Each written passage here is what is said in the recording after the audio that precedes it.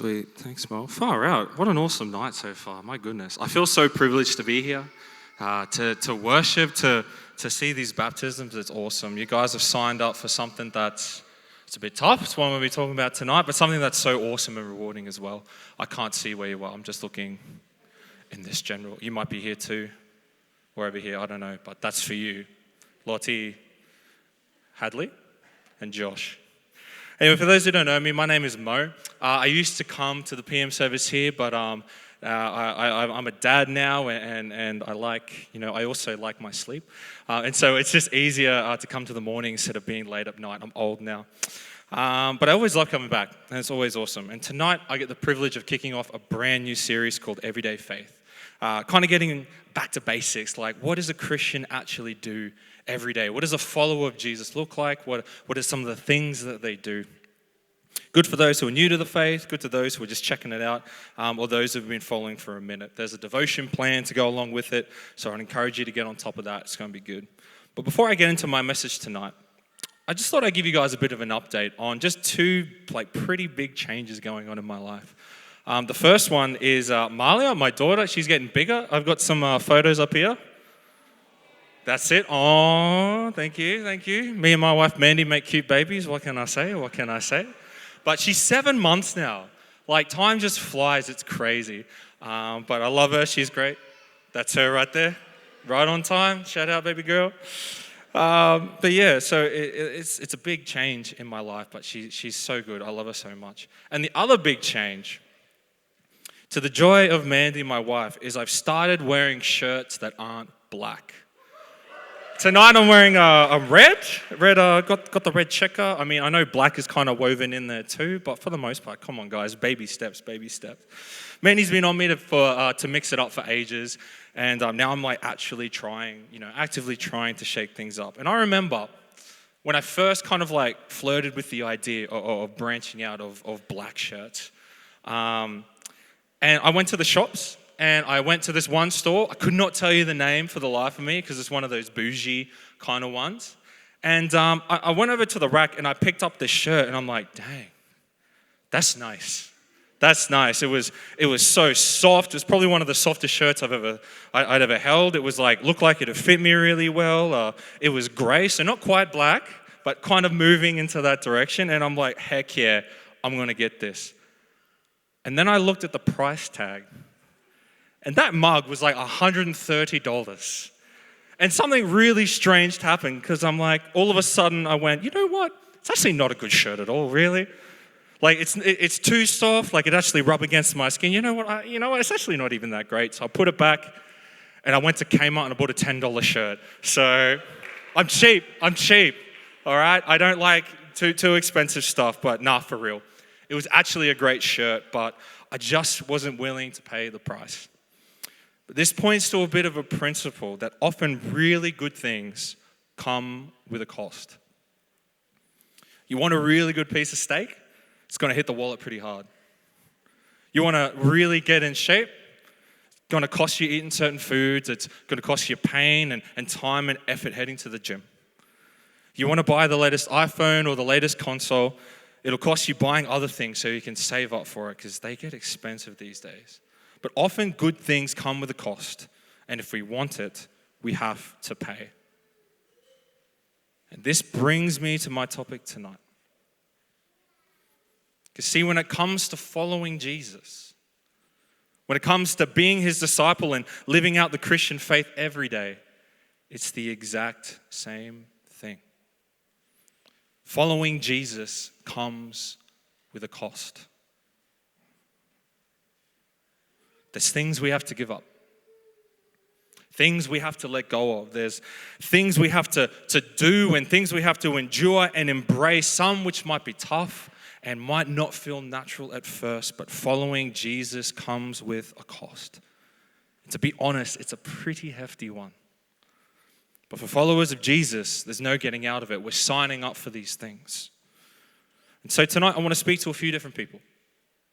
To those who are maybe just a bit curious about this whole following Jesus thing, I want to let you know what you'd be signing up for. To those who may have started journeying with Jesus and then kind of came face to face with some of the cost without being told, feeling duped. I want to talk to you tonight and tell you what someone should have told you at the start. And to those who have been following Jesus for a minute, I want to remind and encourage you that there is a cost, and we got to take it seriously. So if this is you tonight, lean in, putting all the cards on the table. And as I do, I want you to think about this question. Are you willing to embrace the cost? We're going to be in Luke 9, kind of verse 23 for most of it today. So if you've got your Bible, open it up there on your phone, whatever. But it's here during this conversation with his closest followers or disciples that Jesus clearly outlines the cost in broad terms. Down in verse 23, he says this. Then he said to them all, whoever wants to be my disciple must deny themselves and take up their cross daily and follow me.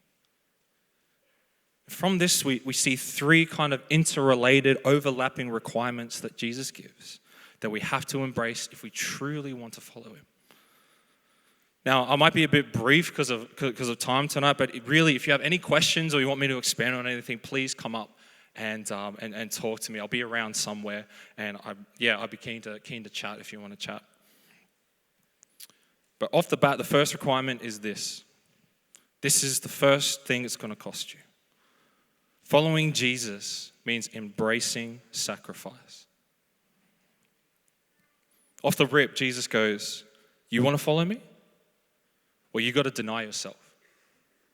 He's telling us there's parts of us, there's things that we think and feel and do that we have to reject. That's what the word deny means here. See, to follow Jesus, really, it's to switch from one way of living to another. It's from one way of life, our way of life, the way of our culture, to living his way of life. And in many places, these are at odds with each other. Our way of life and Jesus' way of life often have differing values. They have differing ideas on what is true and what is right and good. And from that, because of that, there are many wants, there are many felt needs, and there are many desires that we have that are incompatible with his way. And part of the cost following Jesus is to sacrifice them. Is to deny them, to give them up, to say no to them. Really just bringing the mood down after a really good night. But it's a pretty controversial take, isn't it? I mean, some of you may have even tilted your head a little bit, being like, But I get it. I know. There were times in my life where I felt the exact same thing. See, we've been raised in a culture that seems super concerned with just the opposite of what Jesus is telling us here. We've been encouraged to satisfy our every desire. Do whatever makes you feel good. Embrace whatever makes you happy, no matter what. But Jesus is different, and his way is different, and he calls every one of his disciples to this. He calls all of them to deny every desire and way we try to satisfy them that goes against his way. And for each person, the struggle is different. For some, well, I reckon most of us, there's sexual desires that we have to deny. Desires to engage in sexual activity outside of marriage, watching porn, desires to embrace the LGBTQ lifestyle. It's a pretty controversial take in Pride Month, I know, but I said it. For others, it's denying the desire to get back at someone, taking revenge or being petty. For some others, it's denying desires for comfort or entertainment, but to the point of laziness. Mindlessly scrolling or watching Nettie at the expense of responsibilities. And for others, it's denying the desire to lie or gossip to fit in or get ahead. I don't know, maybe there's some things that come to the top of your head right now. But for me, I'm struggling with the desire to go off at people at my work. Some of my bosses have been making dumb decisions, super frustrating. Like, I can't do my job properly. And I just really want to yell at them, being like, are you serious right now? Pull your head in, maybe with some choice words thrown in there. But Jesus isn't calling me to that. He's calling me to deny that. He's calling me to gentleness and self-control. Honesty, yes. But fits of rage, no. He's telling me to reject it, to deny it, to say no to those urges. But before I move on, I must say that underneath pretty well every desire are good and godly ones. That's something we have to remember as well. Before the fall, we'll actually make good and in God's image. We're still in God's image.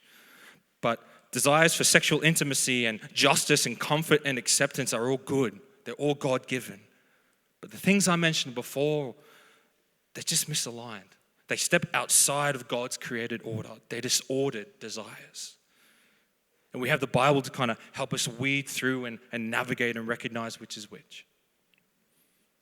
But in a culture that tells us to satisfy our every desire, our every craving, our every want, Jesus tells us to deny ourselves. So what is Jesus calling you to deny tonight? If you're a follower of Jesus especially.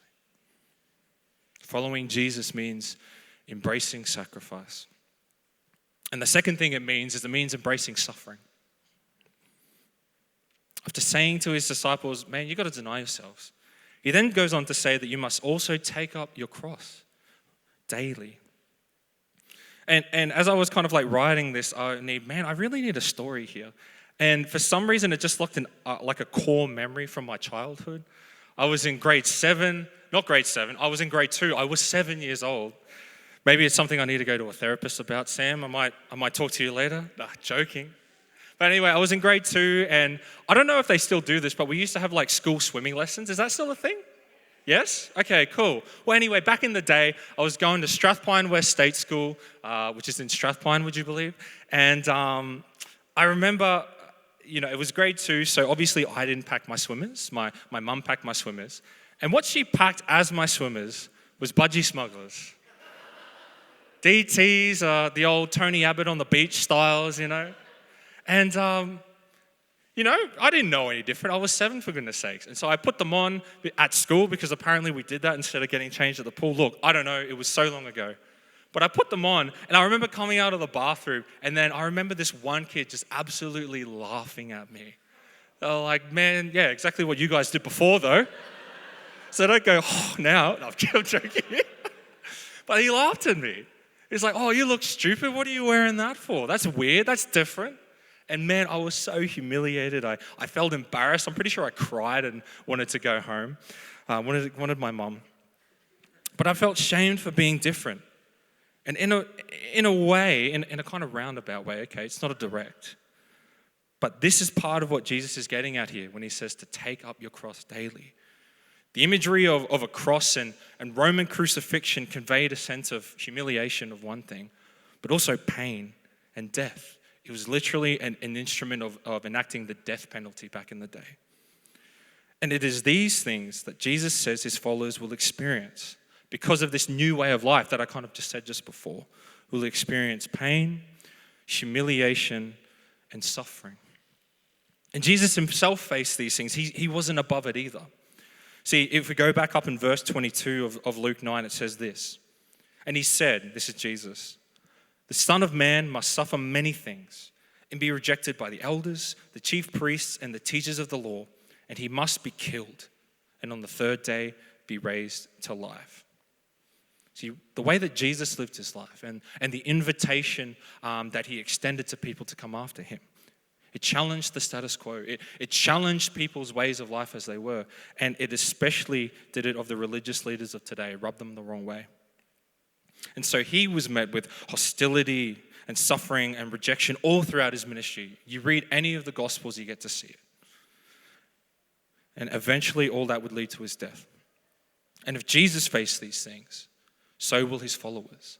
The students aren't above the master, the teacher kind of thing. And back in the first century, we read that too. You read Acts, you read many of the epistles in the New Testament, you can just see time after time of the first followers of Jesus suffering, persecuted, imprisoned, and even killed some of them because of their faith. And eventually for us too, there'll be tension, there'll be ridicule, there'll be some form of hostility, rejection, and conflict to various degrees if we want to follow Jesus. And Christians here tonight, you know this. You've probably experienced this. You've probably seen this in your day or even online. Whether it's something like respectfully refusing to participate in Pride Month stuff, or you stay home instead of partying with friends in the valley.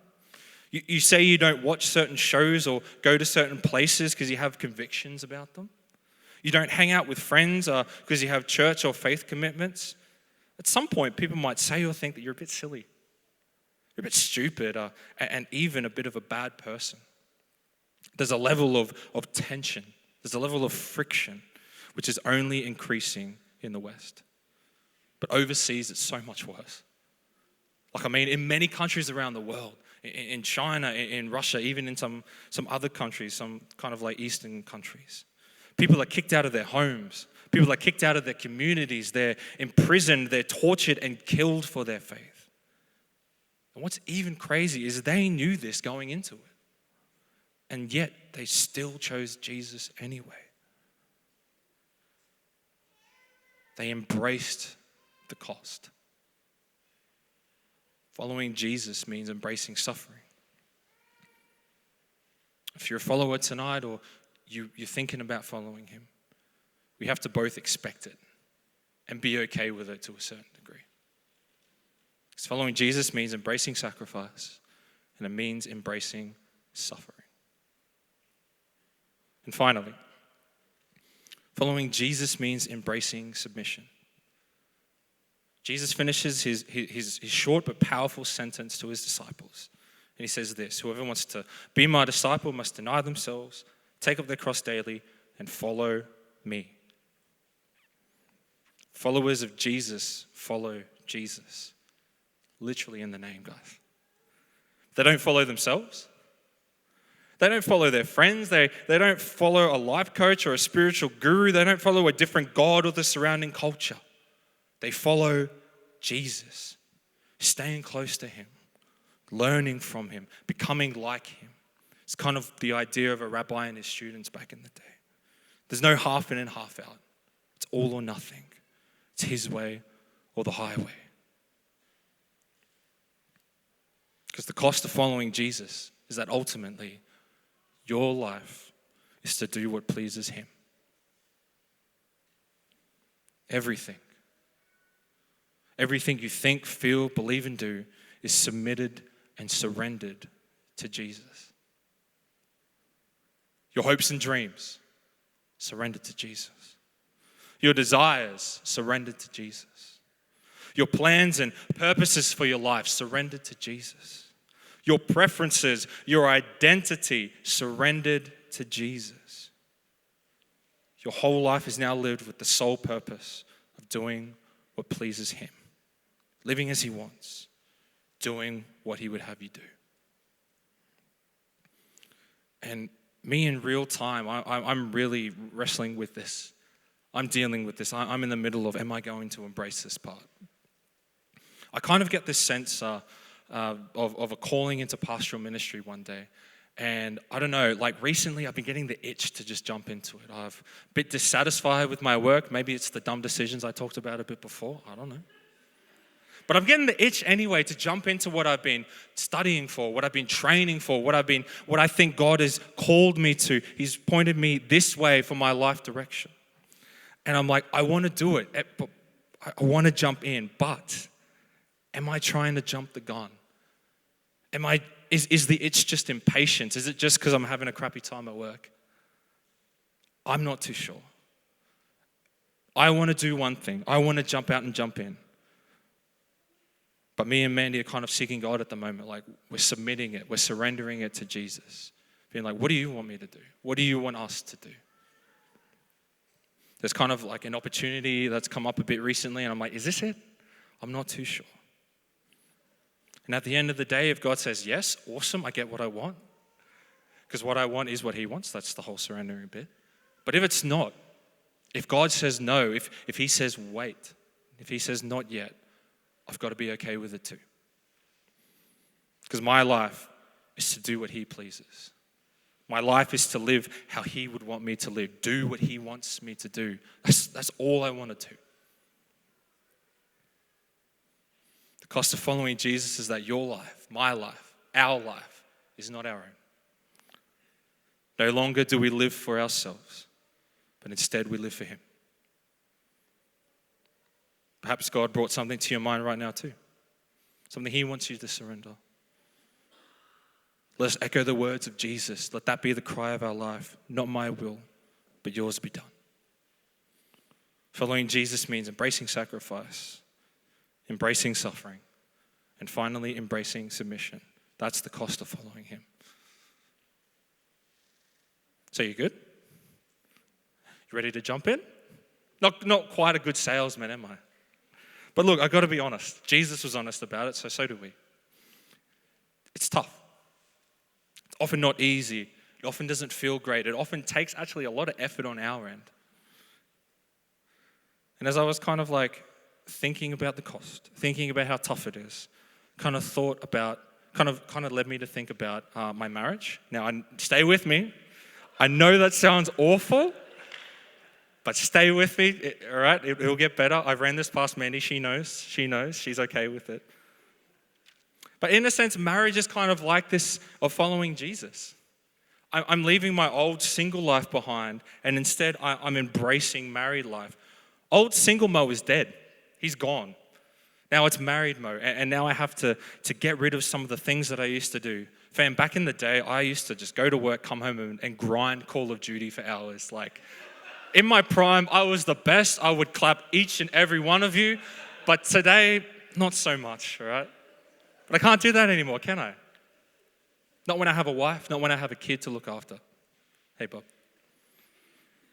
I can't do whatever I want. I can't spontaneously be like, you know what? I want to go get Macca's right now. Jump in the car and go. I can't just go out and I want to buy this and this big expensive thing, the latest Xbox, and jump in and do it. I can't do that anymore. I can't just stay up really, really late at night and sleep in the morning because I have responsibilities. I have people to look after, to be with. There's a cost to marriage. It's pretty big in one sense. But let me tell you something. Yes, Malia. Let me tell you something. It's worth it. All of that is nothing. I don't care about it anymore. Because you know what I do have instead? I have someone who is always there for me. Someone who encourages me when I feel down. Someone who allows me to share my burdens with. I have this beautiful little baby girl who I get to raise and love and all these things. The joy that I have now is nothing compared to the joy that I had before. And so, friends, let me tell you straight up tonight, though the cost is great, following Jesus is worth it. It's worth it. You ask any follower of Jesus in this room, you ask these three that jumped in the tank tonight, is it worth it? No, I bet you, I guarantee you, each one of them will say yes. And they'll have countless stories of how Jesus is better. And they'll tell you what I'll tell you, that really the things that we have to lose, the things that we endure, the things that it costs us is nothing compared to all the things we gain in return. This is what Jesus meant when he said in verse 24, whoever saves their life will lose it. But whoever loses their life for me will save it or find it. So while the cost is great, it's nothing compared to what we get in return. If we talk about the things that I just spoke briefly about tonight, though following Jesus comes with sacrifice, it also comes with freedom, fulfillment, and satisfaction. Because really doing things our way instead of his way is just bad for us and those around us somewhere along the line.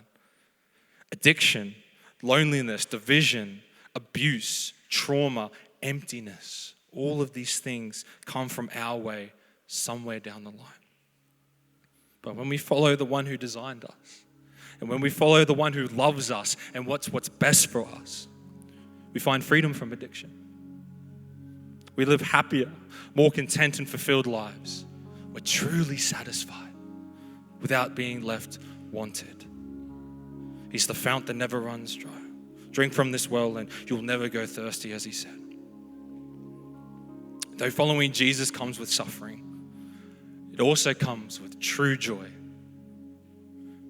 true hope, and true peace, especially within it. So yes, we'll suffer.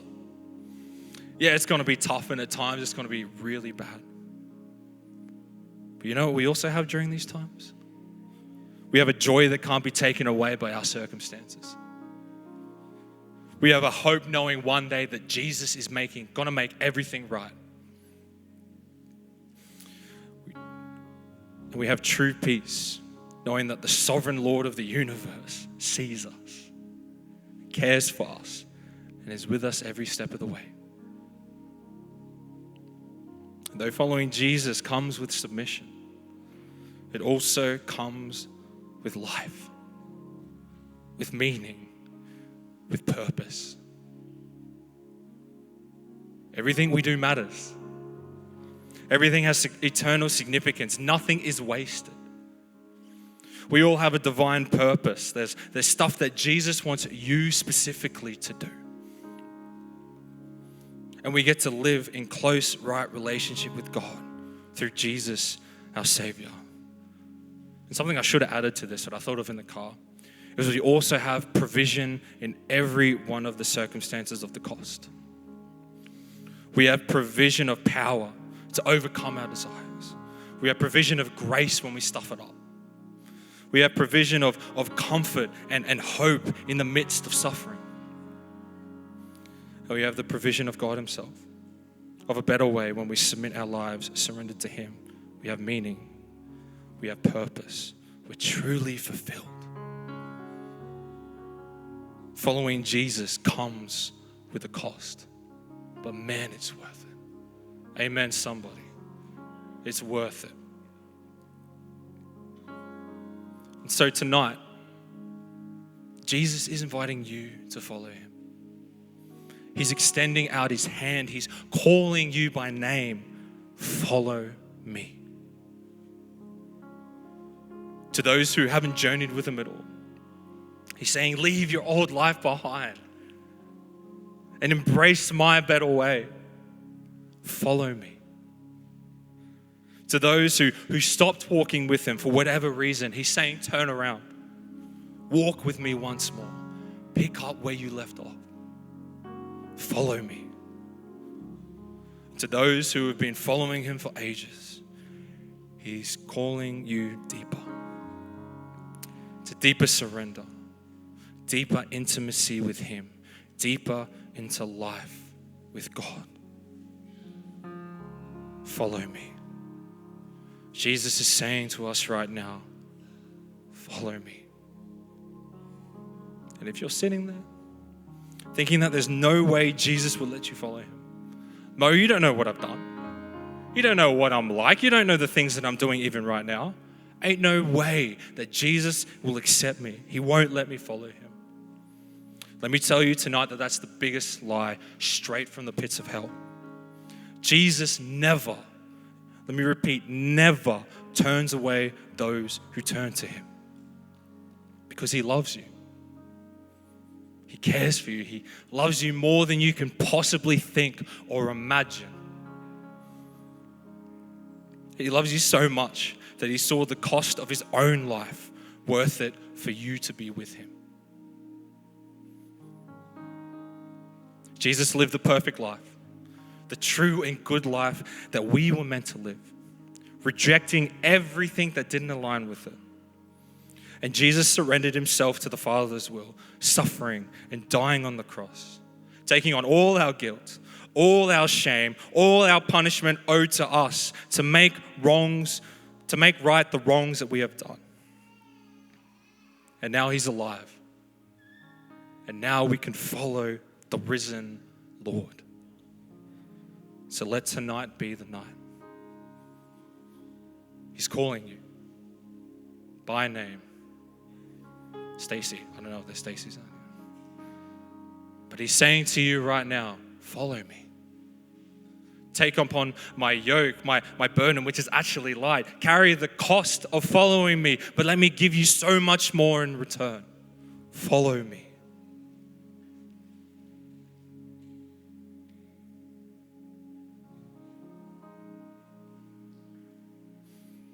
follow me.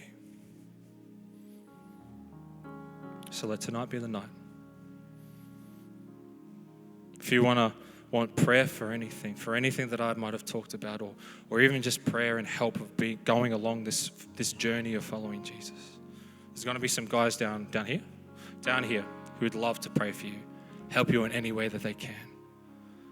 But if kind of like a secondary response, if you just want to declare that I want to follow Jesus, no matter the cost, I'd invite you to come to the front, kind of like on this side, and kneel before God. Or even stand and raise your arms, open your arms wide and surrender. Surrendering whatever you need to. Laying it at his feet, being like, God, I'm giving up my old way. I'm laying it down again. I want to go deeper with you. And there you will find the hand of a Savior pulling you up, saying, yes, let's go. I'm ready. Follow me. So the band, you can come up. We're going to sing a song called Follow, which really just kind of encapsulates everything I've talked about. It's really a declaration too of saying, yes, I know what the cost is. I know I have to suffer. I know I have to sacrifice. I know I have to submit. But I'm going to do it anyway because it's worth it. And I will choose Jesus again and again and again. So tonight, come down the front within this song and the last couple, and let that be your declaration. Let us follow Jesus afresh again tonight. Hey guys, thanks for watching. We really hope you enjoyed that. Two quick things before we go, okay? One, we'd love to connect with you. Go to our website, lifepoint.org.au, hit connect, and just give us your details. Someone from our church will be in contact with you. And the second thing is, if you live in the area, around the kind of Moreton Bay or North Brisbane, come along to a service, 8:30, 10 o'clock and 5 p.m. We'd absolutely love to see you here on a Sunday.